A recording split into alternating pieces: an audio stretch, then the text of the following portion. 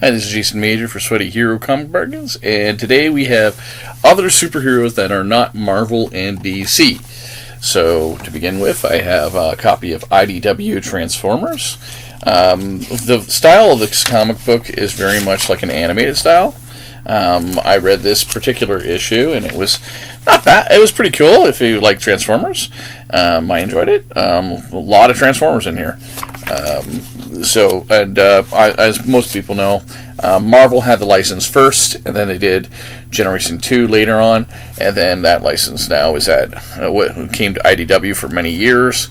Oh, it was also at Dreamwave for a while, and then most recently in 2024, it's been at Image Comics, which is the creator-owned company. That's kind of funny, but through their Skybound imprint, they're kind of doing a rebooted Transformers Entertainment Universe, and I heard those titles are excellent.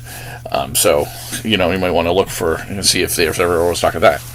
This was kind of cool. Gargoyles was a Disney cartoon about gargoyles that became statues, and then a thousand years later, they were from medieval times, and they're brought to modern day New York City on top of this giant building in New York, and it was very cool. It was more closer to Batman, the '90s animated series, in terms of tone, in terms of dramatic tone, than what you would expect from a Disney cartoon.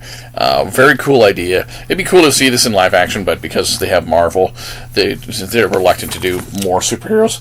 But the Gargoyle series, Slave Labor Graphics, was an independent comic company that took up the license a few years ago. And then most recently, Dynamite has been doing a lot of Disney stuff, particularly based on Disney Afternoon cartoons and stuff. So Disney Gargoyles they have. They also have Darkwing Duck. They did an interesting one on Cruella from 101 Dalmatians.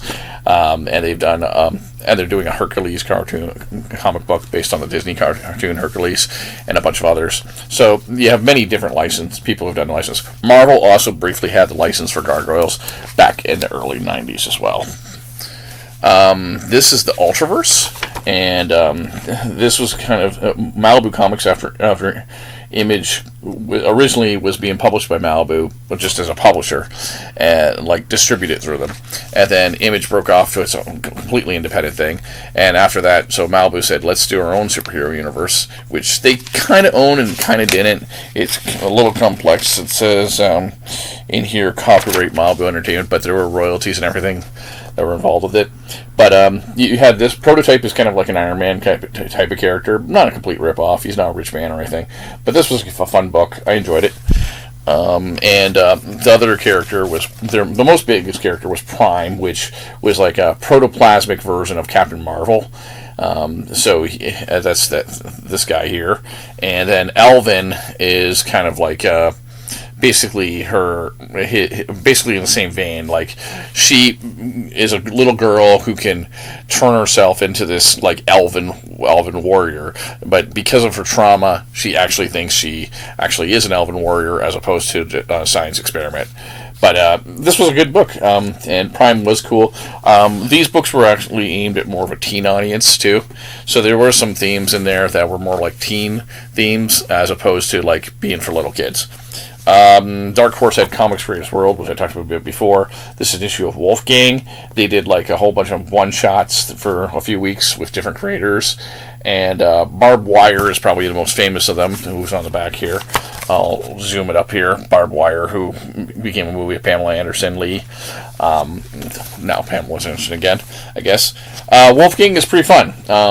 So I would say that if you like stuff like RoboCop, if you like stuff like in that kind of genre of superheroes, you would like Comics Greatest World and some of their stuff. They're kind of very unique to read. They're interesting. Black Terror and Project Superpowers is from Dynamite Comics, and they're dusting off some old Golden Age characters that were not published by Marvel or DC, and doing something new with them. Black Terror was a pharmacist who became kind of a Batman type vigilante, you can say, but he doesn't age.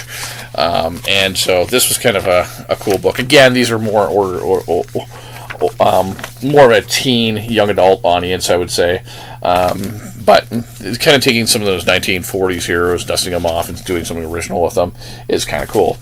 And keeping in that vein was Impact Comics, which Archie had a whole bunch of superheroes back in the 40s, all through their time, and they've done many times. They've kind of brought them back and did like a very kid friendly superheroes that are even more kid friendly than the Marvel and DC books.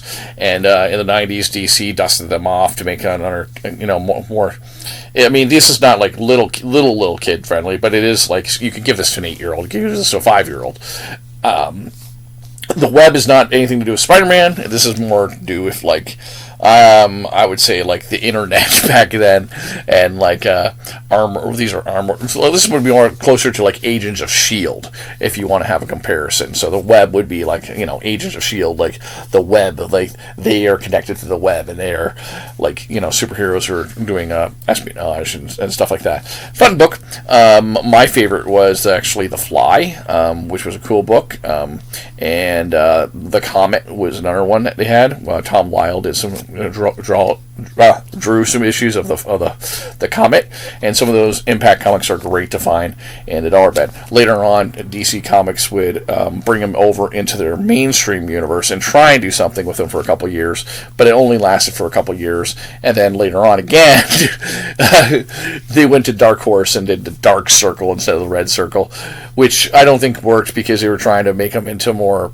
pulpy characters or something, and like it didn't make sense to me. And I think now I'd rather see them come back from Archie Comics and be like a really kid-friendly Marvel Adventures type thing.